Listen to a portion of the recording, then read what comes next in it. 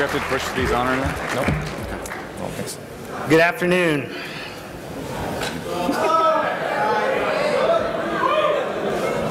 Hello. Hello. Hello. Hi.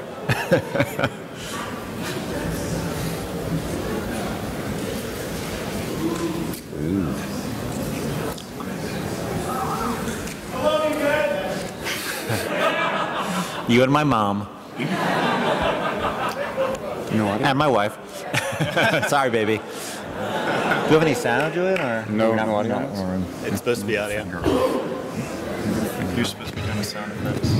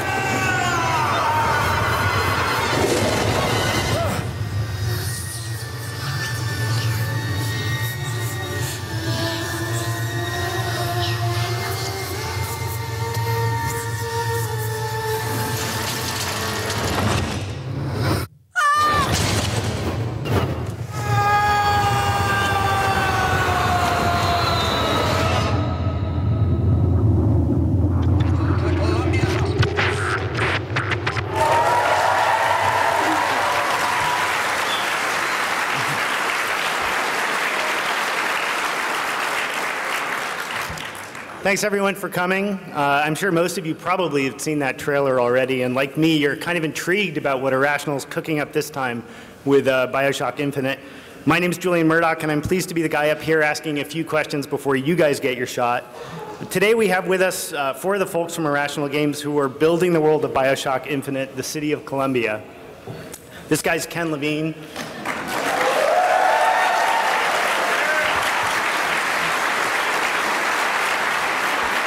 If you think that picture's douchey, wait till you see his picture. It's way douchier. Ken's the co-founder, creative director of Irrational Games, and he led the creation of Bioshock and has a storied career before that that really doesn't need much introduction. Nate. God, I love that picture.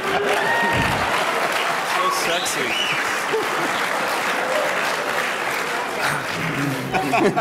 Nate Wells started out as a level What's going on with builder, the hand there, Nate? That's what I want to know. cutscene artist, and of all things a voice actor, which I guess comes with the hamminess. He started at Looking Glass Studios' Thief the Dark project back in 1997. And joined Irrational for their first project, a little thing called System Shock 2.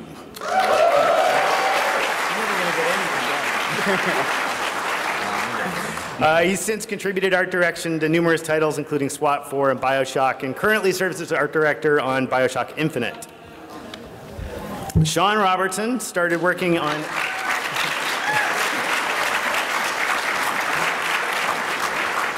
He started working back in the 8-bit era in 1995 and was part of the team at Looking Glass that put together the Flight Unlimited series. Thank you, my favorite ever.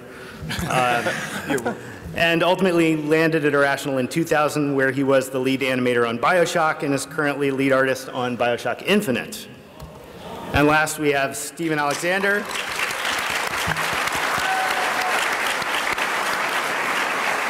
Looks so happy, Steve. Steven started on the arcade side of the business, working on Golden Tee Golf and other games before landing at Irrational in 2006. On Bioshock, he was the special effects artist, working on all that gorgeous water and plasmids and weapons and explosions and the like, and he serves a similar role here on Bioshock Infinite. So The topic of today's session sounds pretty grandiose, building games as main characters, but as anyone who's played irrational games before knows, they are often intimately tied to places, whether that's an underwater city or a faster-than-light starship. We're going to talk today about the place in which Bioshock Infinite is set, the city of Columbia, where it's come from, how it's grown, and how it plays a role in the story of Bioshock Infinite. As we're chatting, and you're not going to listen to me, you're listening to these guys, I'll try to keep up and show some examples of what we're talking about on the screen. So Ken, let's maybe start with you. You decided Bioshock Infinite was going to take place in an alternate version of 1912, and you came up with this idea for, let me skip forward. Technical errors already. Pull it together, Murdoch. I know. Wait for it. This was the idea, right? So this image was left on my desk.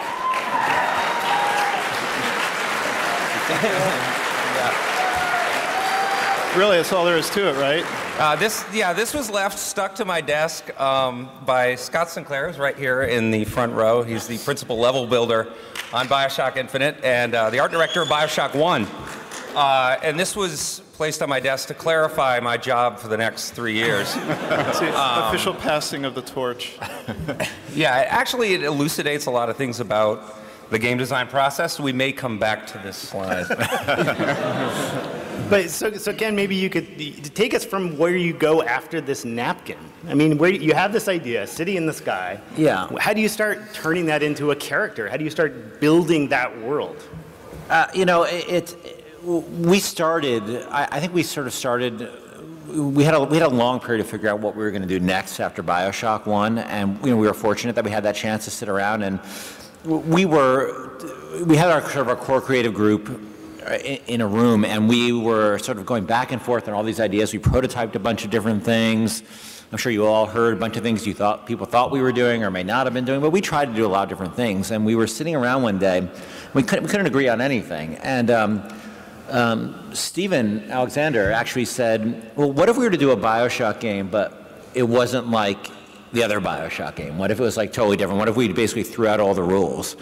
And all these like jerks who can't agree on anything, who's sitting around a room, all of a sudden sat up and said, yeah, that sounds like a really good idea, Steve. And and that happened so rarely, we knew right away that that was the thing we wanted to do. And we just, so we started talking about historical periods we were interested in, and we all really tuned into the turn of the century because there was a certain optimism, and as compared to like Rapture, which is so dark and so and so ominous feeling, we started to say, well, what if we had something that felt more optimistic, right from the start? And we started thinking of, there was if you look at the art of the time, especially the speculative science fiction art, there was always a sense that people would be living in the clouds, because I think there was an incredible sense that they had all this change of technology in the 20 years preceding that. Electricity just came on, telephones just came on, movies just came on, cars just came on, airplanes just came on in like a 20-year period. You think about our lives, the only thing that's happened like that in the last 20 years on that scale is the internet. They had like 7, 10 internets in that period of time. And if you ask somebody, back then, might we be living in the clouds in 10 years? They might have thought twice. They might have said, yeah, maybe we might be. So you see a ton of art from that period about cities in the sky. So Nate, maybe you could continue there. I mean, so you have these conversations, you start sketching, you start looking at stuff from the period. How do you get your hands around what Columbia looks like? Well, the first thing that happened, that was like a 10-minute meeting. Yeah. It literally was, so everybody, turn of the century, city in the sky, let's go. Yeah. And, we left that room, and, of course, the next day you have to deal with the consequences of that decision. So, our process at Irrational, we kind of split at that point. Ken goes off, and he's sort of delving into, political thought and, social issues of the time. And we immediately start digging into, period architecture, period photography. If any of you know Shorpy.com, it is a limitless resource of history. And it became clear in about 5 minutes of looking through source material that this was going to work really, really well, and it was also going to be incredibly difficult to pull off. When you think about some of the other source material, like we passed around the book Devil in a White City. And we started talking about the Chicago World Fair 1893 and the sense of optimism and the amount of just, inventions that were created for 1893. And it just adds so much to the palette that we can bring to the table. In fact, that was one of the reasons why the period, we both read Devil in the White City. You guys should definitely read it. It's great. It's sort of a recounting of the building of the Chicago World's Exposition. Also tells a story of America's first serial killer at the same time. And one of the very first sketches that Nate did actually was almost a World's Fair treatment. Yeah. Like that was one of the, we're going like a lot of different directions initially, just kind of feeling it out. Yeah. And you did like a woodcut that looked like a white city. Yeah, there would be like posters from, a flying city exposition. And we moved away from that to a large degree, but we all shared that same starting point, which is really important. So we go away, and the narrative is sort of taking shape, and the art is sort of taking shape. And I think you admit we both kind of go down divergent paths and try things that maybe don't necessarily make it to the game. I mean, I think that's part of what we're talking about today is we start someplace and then end up someplace different. And really, that's because we need to keep the environment of the game an integral part of the story. So if the story changes, which it always does, and it always changes from that meeting, it'll change over the next year until we gel and end up with what you see basically in that reel. We have to change our world. We have to keep it consistent. So Ken's writing one thing, and talk about like where you first landed with narrative. Yeah, well, we were having I think we were having a bit of a challenge finding out what was driving the city philosophically. I think we had that, and it took us a long time with Bioshock 1 too. And we had a period where we didn't have the whole American exceptionalism thing that you see in the trailer there. For a while, it was very much a story about technologists versus Luddites. Yeah, and that came a lot from, like you were saying, those very initial source images that we found of like sort of what people thought the future would look like. It was so technology oriented. Yeah. It was so much about like what is the technology of now projected out, and they were so optimistic about that technology that we thought that's where the story probably was. I think we just didn't find that conflict that interesting after a period of time. Like we kept saying, well, there was, okay, we're going to have this, that, but nothing really gelled around it. And so I watched a documentary called America 1900, and it's like one of these American Experience documentaries. I'm a bit of a documentary nerd. So, I watch a lot of documentaries, and that makes me a really interesting guy, trust me. All of a sudden, there's all these elements that, I hadn't tuned into, I was still tuning into the period, and I started reading these things about, I started watching this documentary, things about what was going on. I knew what was going on technologically, but I didn't fully tune into what was going on historically, which was this just amazing period that people don't know that much about, where America was transforming from this like small little regional power that was really anti-imperialist because we were part of an empire 100 years before that. And that was really in our corner of the world, but we were getting so strong economically that we started to take our place on the world stage for good and for bad. And we already had this tenet of optimism about technology, and we already had a bookend for that technology, for the optimism of that technology going, the dark side of that being World War I, where all of a sudden all this industrialization and all these incredible tools gets turned against us. If you think about the meat grinder that was World War I, then we also started to have this optimism about America and America's role in the world. And if you study that period, we started getting involved in places like Cuba. We started getting involved in places like the Philippines, which had some good parts of an outcome and some very dark parts of the outcome. And that tension about what was the role of America on the world and what was the role of technology and people with very different views, all those things sort of came together.